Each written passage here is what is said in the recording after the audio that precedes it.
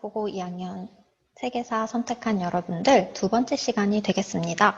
오늘은 이제 본격적으로 진도를 나가보도록 할 겁니다. 여러분들 교과서 펴주시길 바랄게요.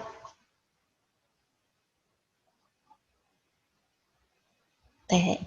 여러분들은 교과서 16에서 20페이지를 펴고 이제 수업을 들으면 되겠습니다. 오늘은 첫 번째 시간 이제 인류의 출현과 선사 문화에 대해서 같이 한번 살펴보도록 할 겁니다.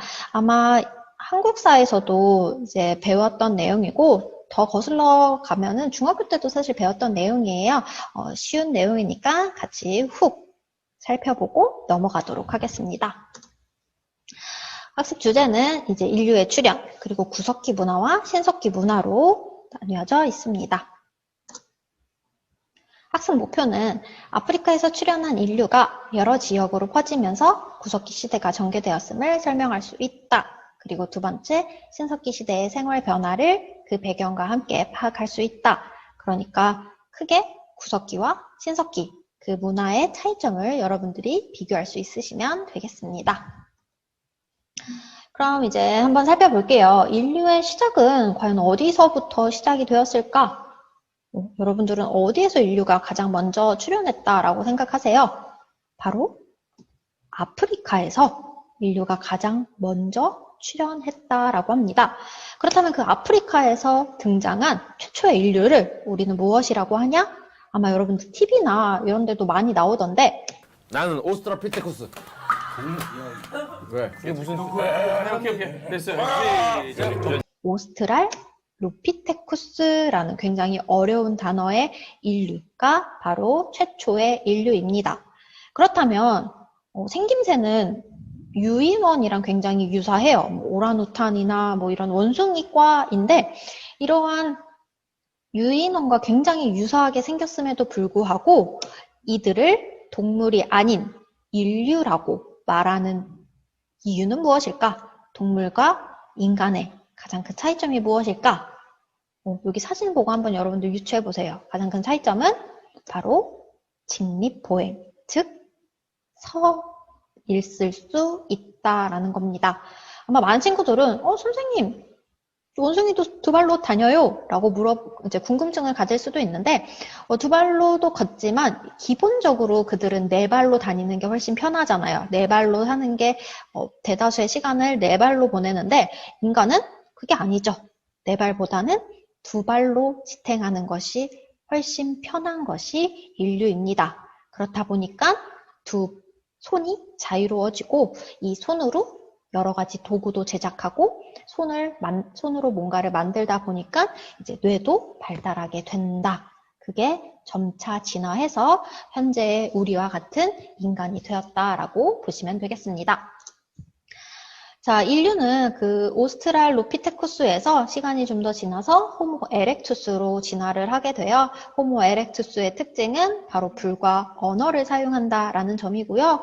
또 몇만 년의 시간이 흘러서 호모 네안데르탈렌시스라고 진화를 하게 됩니다. 이 인류의 특징은 바로 시체 매장 풍습을 가지고 있다. 즉, 사후세계에 대한 관념을 가지게 되었다라는 점입니다. 그리고 이제 우리 현생 인류를 바로 호모 사피엔스라고 불러요. 그래서 이 호모 사피엔스 때 이제 흑인종, 백인종, 황인종 이런 인종 구분도 나타나게 되고 이 호모 사피엔스가 동굴 벽화도 그렸다라고 합니다. 그래서 최근에 유명한 책이죠. 사피엔스라는 책 역시도 바로 우리 인류, 현생 인류가 호모 사피엔스이기 때문에 거기서 따온 거다라고 보시면 되겠습니다. 그러면 이제 그 호모 사피엔스 시절부터 쭉 이어져 오는 걸 이제 구석기 시대라고 하는데 그렇다면 우리가 흔히 생각하는 원시인들, 구석기인들은 어떻게 살았을까? 아마 의식주를 이제 구분해서 살펴보도록 할게요. 옷은 여튼 추우니까 뭔가를 입어야 되겠죠? 잡아먹은 동물의 가죽을 덧입는 그런 식으로 추위를 견뎠을 것이고 바로 동물을 사냥하거나 아니면 열매 같은 거를 채집해서 먹었을 거다라고 이제 상상해 볼 수 있겠습니다. 그리고 이제 도구, 아까도 얘기했듯이 인간은 동물에 비해서 두 손이 자유롭잖아요. 그래서 도구를 만들었는데 그 도구가 바로 뗀석기라는 도구입니다. 말 그대로 떼었다. 이렇게 떼어내서 이제 돌을 사용했다라고 보시면 돼요. 일반 이렇게 뭉툭한 돌을 스스로 이렇게 좀 더 날카롭게 만든 것을 뗀석기라고 보시면 되겠습니다. 그리고 이제 사는 곳은 이제 이동 생활을 해요. 왜 그러냐면 내가 지금 여기 살고 있어. 근데 동물도 없고 열매도 없는 거야. 그러면 동물과 열매가 있는 곳으로 이동을 해야지 먹고 살아야 될 거 아니에요. 그래서 어딘가에 정착해서 살기보다는 이제 막 짓는 집 혹은 동굴 등으로 이제 이동 생활을 했다라는 것이 특징이 되겠습니다. 이렇게 막 지었다라고 보시면 되겠고요. 그리고 신앙생활은 아무래도 이제 사냥을 하려면 동물은 엄청 크잖아. 그런 동물을 이기기 위해서 사람이 많아야지. 일단 인구가 많아야지 동물 하나를 잡을 수 있을 거 아니에요. 그래서 많이 나와서 동물을 이겨서 사냥할 수 있게 해주세요. 라고 이렇게 빌렌도르프의 비너스라는 그런 조각상을 만들었다라고 합니다. 그리고 동굴박하에는 이런 식으로 이제 동물 그림을 많이 그렸어요. 왜 동물 그림을 그렸냐? 바로 저 동물을 잡고 싶기 때문에 그렸다라고 보시면 되겠습니다. 빌렌도르프의 비너스는 여성상인데 굉장히 이렇게 복부와 가슴이 굉장히 풍만하게 나와 있어요. 그 이유는 바로 다산의 상징. 일단 사람을 많이 낳아서 동물을 수적으로 이겨보자라는 그런 구석기인들의 마음이 담겨 있다라고 볼 수 있겠습니다. 그래서 구석기 라이프를 한번 상상해보자라고 제가 이렇게 갖고 왔습니다. 우리가 방금 본 것처럼 사냥을 하거나 열매를 채집하거나 그리고 옷을 입기 위해서 가죽을 가공하거나 그리고 불을 사용해야지. 그래, 구워 먹어야지. 그게 훨씬 위생적으로도 좋겠죠. 그리고 여기 기역과 니은에 들어갈 단어는 무엇일까? 여기 기역에 사람들이 뭔가 그리고 있죠. 뭘 그리고 있어? 동물을 그리고 있죠. 바로 동물 벽화를 제작하고 있습니다. 이러한 동물들 많이 잡게 해주세요 라는 그런 열망을 담은 그림이 되겠고요. 그리고 지금 이 사람들 뭐 하고 있어요? 돌로 뗀석기를 제작하고 있습니다. 이 뗀석기로 사냥도 해야 되고 그래야 되니까 이렇게 만들고 있는 모습도 상상해 볼 수 있겠습니다. 그렇다면 이 구석기에서 신석기로 구에서 신으로 넘어오게 된 차이점은 뭘까? 터닝 포인트가 있을 거란 말이에요. 똑같은 석기 시대인데 왜 구석기 그리고 신석기로 나누어 놓을 수 있는지 그 터닝 포인트가 무엇이냐라고 보면 바로 이 약 1만 년 전쯤에 기후가 바뀌어요. 그래서 여기 이 지도는 여기 약간 좀 연한색 있죠? 이 연한색이 원래는 육지였다라고 해요. 근데 이 육지가 기온이 상승하면서 다 녹았대요. 얼음이었거든요. 여기 얼음이 다 녹아서 지금의 이런 한반도, 이런 일본의 모습이 나타났는데 실제로 이 전까지만 해도 다 대륙으로 붙어 있었다라고 합니다. 그렇게 약 1만 년 전쯤에 날씨가 굉장히 따뜻해지게 되고 날씨가 따뜻해지다 보니까 이러한 매머드급의 큰 동물이 아니라 이제 토끼 같은 작은 동물들이 많아지게 되었다라고 합니다. 그러면서 생활에도 변화가 나타났다라고 하는데 어떤 변화가 일어나는지 한번 같이 보도록 할게요. 가장 큰 차이점은 날씨가 또 따뜻해지고 하니까 농경이 시작되었습니다. 농사를 짓는다라는 게 굉장히 인류에게 중요한 일이죠. 농사를 짓게 되면서 이제 인간은 스스로 식량을 생산할 수 있게 되었고 이 농사를 짓기 위해서 정착하는 생활도 하게 되었고 더 이상 동물을 사냥의 대상으로만 아니라 농사를 위해서 이용하는 도구의 수단으로 동물을 사용했다라고 합니다. 그래서 목축, 즉 이제 내 우리에다가 가둬놓고 기르는 그런 일들도 벌어지게 되는 거죠.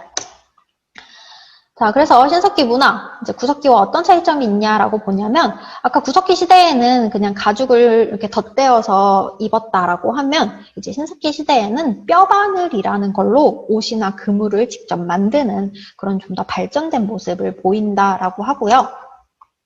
이게 뼈바늘이라고 해요. 그리고 식은 똑같이 사냥과 열매채집은 해요. 거기다 플러스 뭐가 등장하냐? 농사 짓는 게 등장을 한다. 이제 탄수화물을 섭취할 수 있다라는 거겠죠. 그리고 도구도 이제 뗀석기에서 좀 더 진화해서 갈아서 좀 더 정교해졌죠. 이런 간석기. 그리고 토기가 등장을 하게 됩니다. 토기가 등장했기 때문에 농사지었던 그 나달들, 곡물들을 이 토기에다가 저장하고 보관할 수 있다라는 장점이 생기겠죠. 그리고 이제 농사를 해야 되니까 농사는 1년이 걸리잖아요. 여러분들 벼농사만 생각해도 봄에 씨 뿌려, 뭐 여름에 물 줘야지, 그리고 가을에 수확해야지. 그러니까 1년이 꼬박 걸린단 말이에요. 그러니까 이 농사를 지켜보기 위해서 이제 정착 생활을 하게 되고요. 그렇게 정착 생활을 하기 위해서 번지르르한 집은 아니지만 나름대로 그들 집을 짓게 되는데 그들의 집을 움집이라고 합니다. 아까 방금 봤던 막집보다는 굉장히 정성 들여서 지었다라는 것을 느낄 수 있겠습니다. 그리고 신앙생활도 좀 더 정교해져요. 구석기 시대에는 그냥 동굴 벽화에 그림 그리면서 빌었다라고 한다면 이제는 농사를 잘 짓기 위해서 해, 달, 비와 같은 자연에 대해서 올해 농사 잘 되게 비 많이 오게 해주세요. 비신 뭐 이런 식으로 이렇게 자연에 대한 신앙을 갖게 되는데 그런 걸 애니미즘이라고 해요. 애니메이션의 그 애니랑 같은 이제 어원이다라고 보시면 되겠고요. 그 외에도 뭐 조상 숭배라고 해서 우리 제사 지내잖아요. 그런 제사 지내는 습관이 등장하게 되고 뭐 거석 숭배라고 해서 엄청나게 큰 돌을 자기 나름대로 신앙에 맞춰서 이제 배열해놓고 숭배하는 뭐 영국의 스톤헨지와 같은 그러한 숭배의 모습도 볼 수 있다라고 합니다. 자, 구석기 시대와 마찬가지로 여기 오타네. 신석기 시대의 라이프도 한번 상상해 볼게요. 신석기 시대가 구석기와 가장 큰 다른 점이 뭐야? 여기 나와 있죠. 여기 이렇게 농사 짓고 있는 모습을 볼 수 있겠습니다. 간단하게 차근차근 살펴볼게요. 일단 이들은 농사를 짓기 위해서 이렇게 물 근처에서 살아요. 물을 길러다가 농사를 지어야 하기 때문에, 그리고 농사를 지켜봐야 하기 때문에 이렇게 집에서 정착 생활을 하는데 그 집의 이름을 움집이라고 합니다.